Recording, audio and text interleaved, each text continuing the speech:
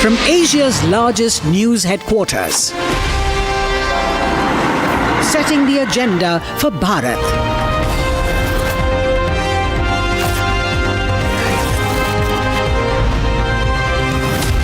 You're watching Republic.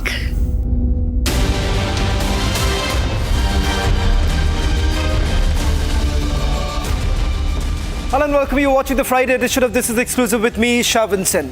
There's something really brewing in Bangladesh. Why suddenly is Mohammad Yunus finding himself completely cornered? Why all political parties in Bangladesh are now coming forward exposing Mohammad Yunus? And not just this, we also have how Pakistan's global terror footprint is only increasing. All this and much more on this edition of This Is Exclusive. But up first, let me take you through the headlines we're tracking at this hour.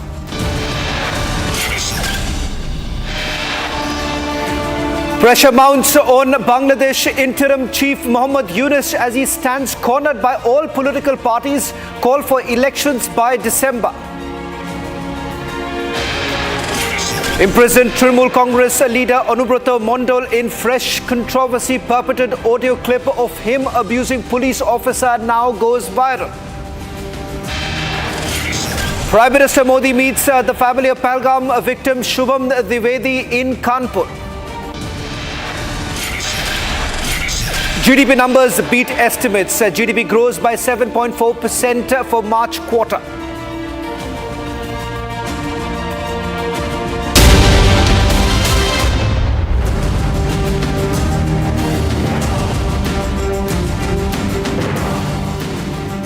Ladies and gentlemen, amid burning streets and political paralysis, Mohammad Yunus now finds himself at the epicenter of Bangladesh's deepening crisis. Once hailed as a reformer, Yunus is today cornered, accused of political bias, losing control of the streets and provoking unease within the military ranks. With protests raging and demands for timely elections mounting, the clock is only ticking on his interim authority. In a nation on the edge, Yunus is fast running out of options. Ladies and gentlemen, no one would have ever believed that a political party like that of the BNP would actually question Mohammad Yunus. You heard me right. He has now been questioned by none other than the BNP, the party that was led by Khaleda Zia. Ladies and gentlemen, tonight we put the spotlight on why Mohammad Yunus is losing all support.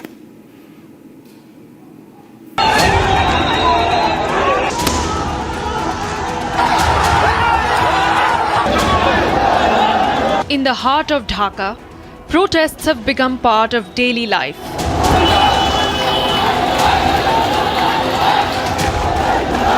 Civil servants, teachers, students, and opposition groups have taken to the streets in a show of defiance, demanding electoral clarity and economic stability.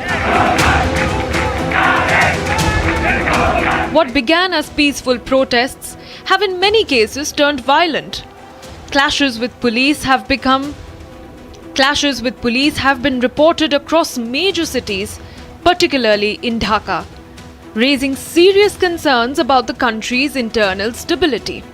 And at the center of it all is Mohammad Yunus, who is facing pressure from all sides. The Bangladesh Nationalist Party has accused him of delaying elections under the guise of reform, while the Awami League, excluded from future elections by the interim government, has launched a nationwide protest campaign calling the interim setup undemocratic and accusing Yunus of suppressing political rivals. And now, adding fuel to the fire is the country's military. Army Chief General Waqaruzzaman has raised alarms over Yunus's conduct. And the warning is clear. Bangladesh's sovereignty is paramount, and if elections are not held by December, there will be a coup. এক লাইনে যদি উত্তর দিতে চাই, অবশ্যই আমরা compromise করিনি border, এবং যতক্ষণ পর্যন্ত আমাদের গায়ে বিন্দুমাত্র শক্তি থাকবে, we'll never compromise that. This is our country and we'll protect it at any cost. এটা আপনার দেশ, এটা আমার দেশ। এই দেশের সার্বভৌমত্ব বিনষ্ট হতে পারে কোনো একটা সম্প্রদায়ের মাধ্যমে, এটা কখনোই হবে না। A nervous Yunus has now initiated dialogues with various political parties to address concerns over the election timeline. Meetings with leaders from the BNP, Jamaat-e-Islami and other parties have been held. While Yunus came to power on the back citing democratic reforms, so far he has only met extremist leaders. He has banned Sheikh Hasina's party from contesting elections. He has rejuvenated ties with Pakistan and the ISI and made irresponsible statements on India's territorial sovereignty while sitting in Beijing. Eastern part of India, called Seven Sisters. They are landlocked country, landlocked region of India. They have no way to reach out to the ocean. We are the only guardian of the ocean for all this region. So this opens up a huge possibility. So this could be an extension of the Chinese economy. Build things, produce things, market things, bring things to China, bring it out to the whole rest of the world. That's the production house for you. So that's the opportunity we should seize and we should implement, we should get it done. Between street protests, political hostility, and growing military unease, the man who has enjoyed power while the law and order in his country was in shambles now stands completely isolated and cornered by all political parties. And the demand is one: hold elections by December. The political clock is ticking for Yunus. The BNP is breathing down his neck. The students who brought him to the chair are restless. The Jamaat is hitting the streets again, and it may be a matter of time before Dhaka revisits its August 2024 days. Hemmed in from all sides, Mohammad Yunus is walking the tightrope. For the first time on Indian television, we have both the political parties, the BNP as well as Awami League. From the BNP, we have Mohammad Hilal, and from the Awami League, the former Education Minister Mohibul Hassan Chaudhry. Mr. Mohibul, I want to come to you first. This is an unusual situation when all the political parties are now coming together questioning the man who was largely seen as the reformist of Bangladesh. What's really happening? Are we really looking at a situation that perhaps the Awami League can actually participate in the upcoming elections, or you believe that this is a fixed match? Thank you for connecting me today. We feel it's not just a fixed match, but it is a plot that Mr. Yunus had hatched for a long period of time. We welcome the BNP's position on electoral transition. We feel that the manner in which political discourse had taken place in the recent past, especially with regard to how political parties were conducting their political activities in the country whilst we were in government, there were issues there, of course. But of course, the manner in which BNP and other political parties, alongside Awami League activists in the country, are demanding democratic transition, we are wholeheartedly behind this. Mr. Yunus has no constitutional validity. The spokesperson from the BNP is also from my district, my constituency. He happens to be also a lawyer. And he also, I'm sure, knows that this government was considered as an interim government. It has no constitutional basis. When the provision for caretaker government was in the constitution during their time and in our time, which later was removed by our government, I don't want to go into the nitty-gritties of that. That caretaker government was under obligation to hold election within 90 days of their taking charge of their government. Now we do not have any provision for caretaker government. He is considered as an interim head. Now, interim position, the position of interim government doesn't exist in the constitution. On what basis he is clinging on to power, we don't know. There is no judgment from the court, although a paper has been circulated in social media and in some hand-picked media where they claim that some sort of presidential reference was made to the Supreme Court, and the Supreme Court agreed that this stopgap measure is required and there is no problem with the constitutional obligation. Till today, we haven't seen any document showing that a hearing was held in the Supreme Court. There is no evidence to prove that his government has any constitutional basis. Mr. Mohibul, there is a very interesting turn of events really happening. I know they are your political rival, but the fact of the matter is this. You have the BNP, a leader of the standing committee, now questioning Mohammad Yunus. In fact, this is exactly what he said after Mohammad Yunus addressed a gathering in Tokyo, where he lashed out at the political parties. You have a senior leader of the BNP now saying that if at all a person is actually responsible for the current stalemate in Bangladesh, it is none other than Mohammad Yunus. So you have the BNP, the Jamaat, all are now questioning Mohammad Yunus's legitimacy to begin with. You have the army, while they have actually kept a brave front here by simply saying that they're all together, but the reality is this, that the Bangladeshi army is also not accepting Mohammad Yunus. I'm given to understand, Mohibul, that you've had the Bangladeshi army chief basically looking at constitutional legal options at this point in time, because the constitution of Bangladesh basically indicates that a new government should be formed within 90 days of the dissolution of the former government.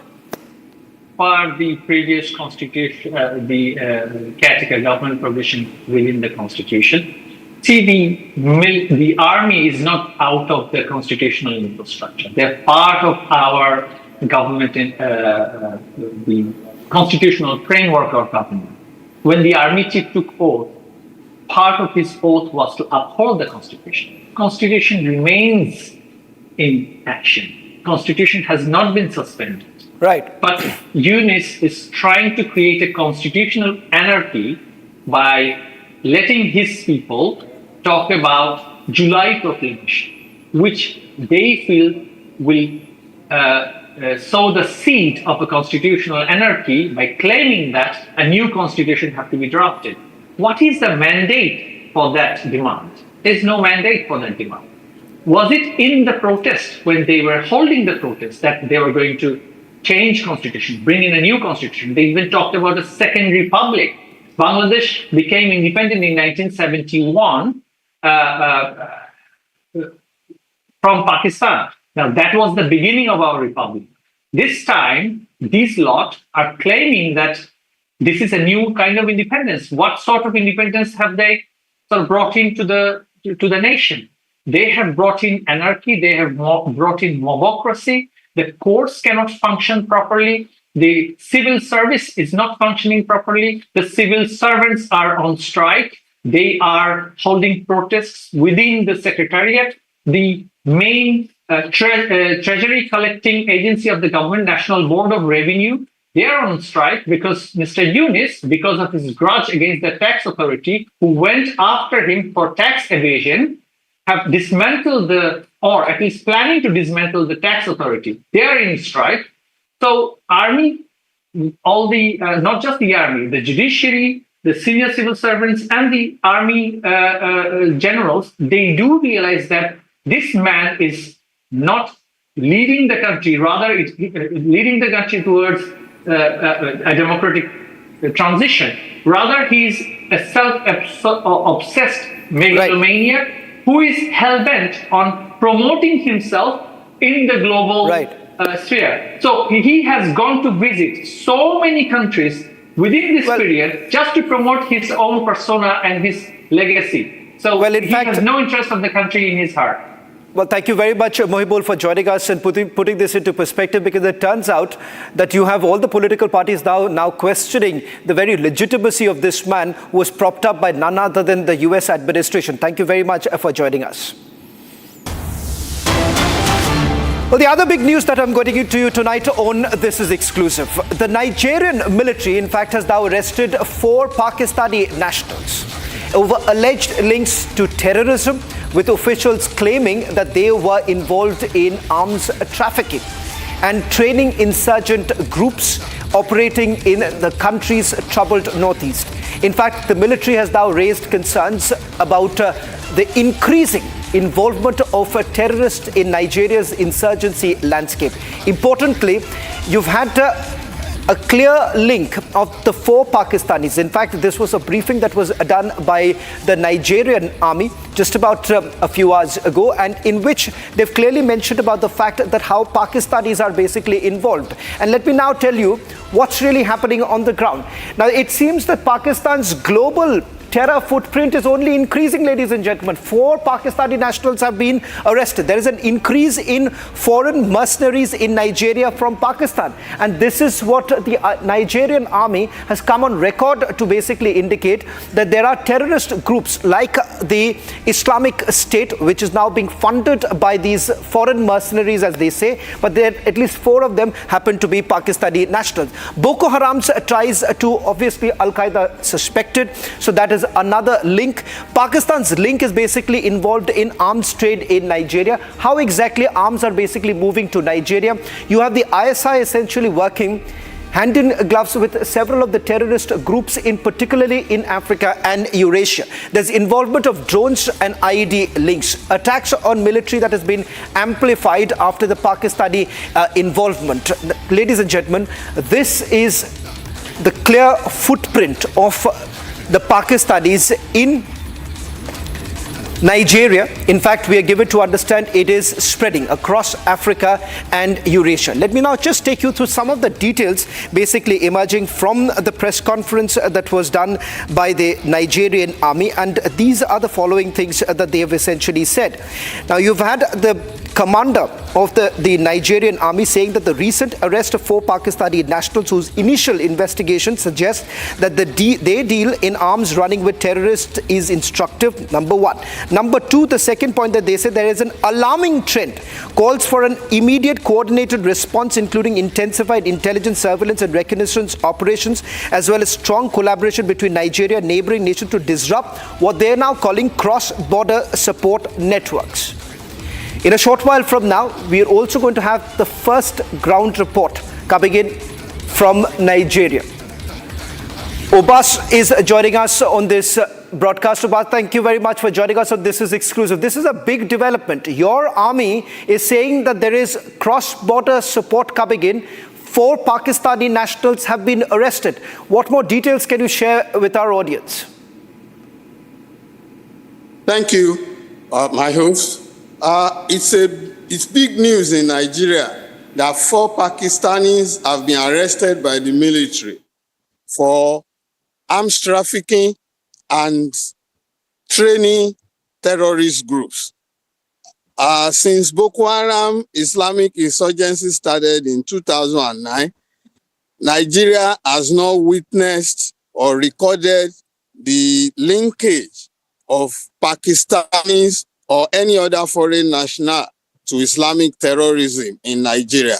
So this is the first time that a foreign dimension is being introduced into the insurgency in Nigeria. Why it has not been easy for Arabs, Islamic states, to gain a foothold in Nigeria is because of the color of the skin. The Arabs, Islamic State, Al-Qaeda, they are easily recognized because of the color, the black color of Nigeria.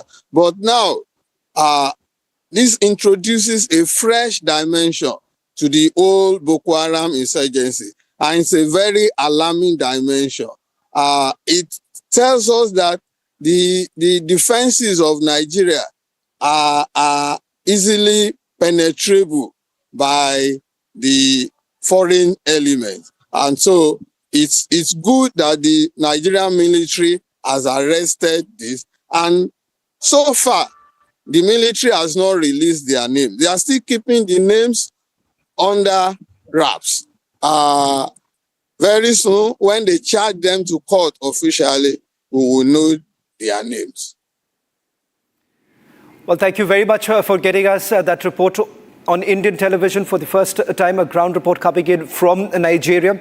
And as My colleague has now been pointing out that this is undoubtedly one of the biggest news emerging from Nigeria, the global footprint of the Pakistanis, the terror footprint, if I may say so.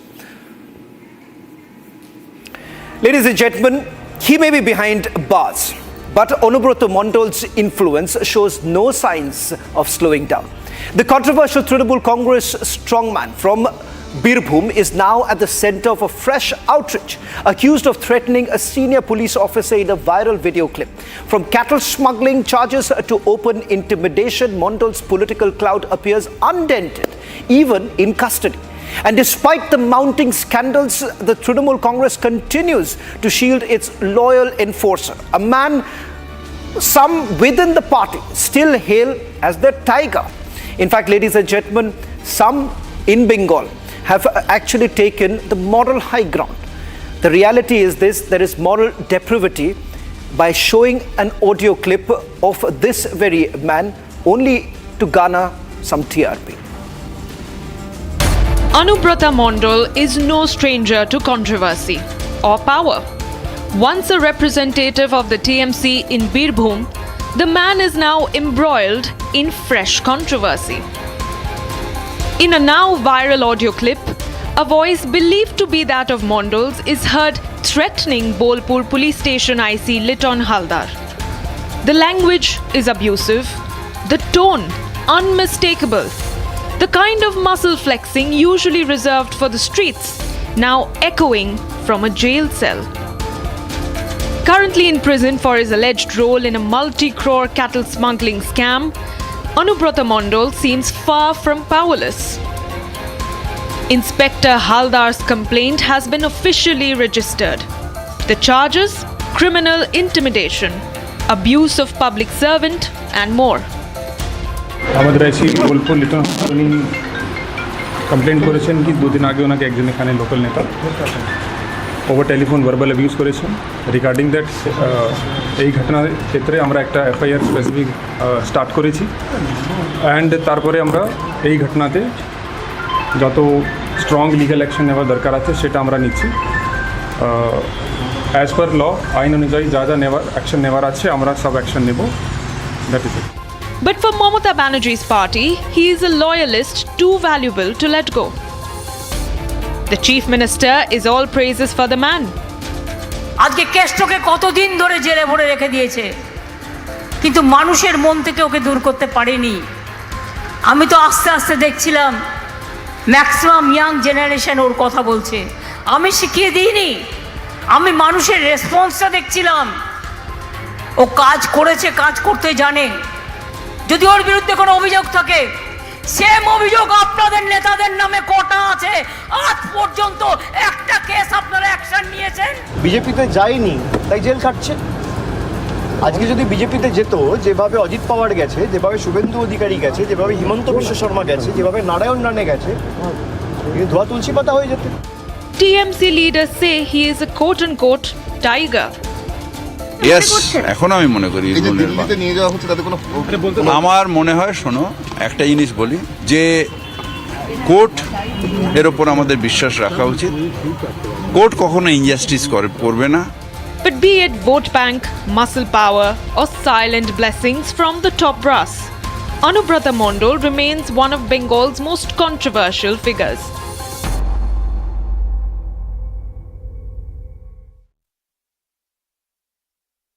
Protest in Kolkata is the leader of opposition Shuvendu Adhikari, who is joining us on This Is Exclusive. Thank you very much, Mr. Adhikari, for joining us.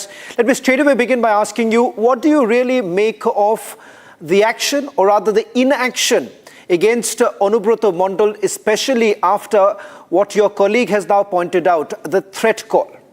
It's a culture of Trinamool Congress. This party is anti-women. Regarding this type of language, Mr. Mandal humiliated and hurted every woman of the Bengal. We are seriously condemned it, and we want the local police and state police should take appropriate action as early as possible. We have seen multiple statements coming in from the Trinamool Congress, particularly with regards to Onub Mandal, not to forget what the Chief Minister has to say, senior leader like Firad Hakim, and now you have a clarification that has been put out by Onub Mandal. Is that really enough? The gravity of the matter is very serious. Trinamool Congress try to make up the damages happen regarding this issue. It's a completely IOS. Entire Bengal wants this culprit and tainted leader spent more than 2 years in Tihar jail recently. He should go to the jail behind the bar. How does the Bharatiya Janata Party really plan to take this forward? Given the fact that many would also ask you this question, what did you really do when this man was actually behind the bars? This man has gone scot-free now. And the fact that it hasn't really been challenged too.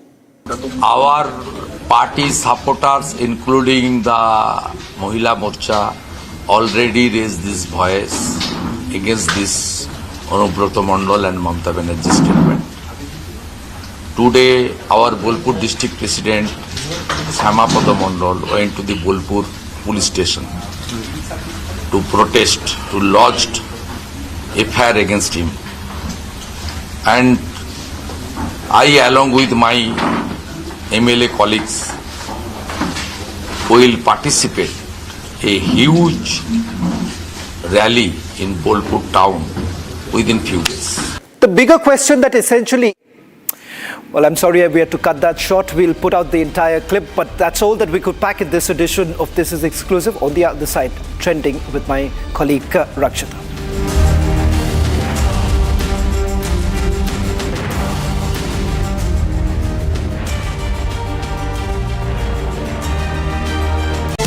Powered by Century Ply Club Prime.